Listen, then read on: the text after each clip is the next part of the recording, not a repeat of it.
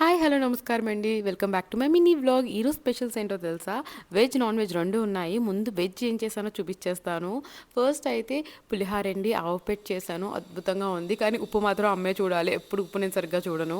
And వెజ్‌లోకి వచ్చేప్పటికి పప్పు tomato, గుత్తొంకాయ కూర, రోటి పచ్చడి, బీరకాయ కూర. సో, ఇవన్నీ వెజ్ వాళ్ళకి మాట. నాన్ వెజ్ వాళ్ళకైతే స్టఫ్డ్ క్రాబ్ మాట. అండ్ చేపల పులుసు ఏంటి, చేపల పులుసు కొంచెమే చూపిస్తున్నాను అనుకుంటున్నారా?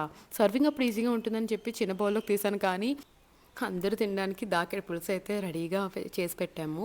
సో ఇప్పుడైతే గుమగుమలాడే వంటలన్నీ రెడీగా ఉన్నాయి. ఇంకా భోజనం చేయడం ఒక్కటే ఆలస్యం.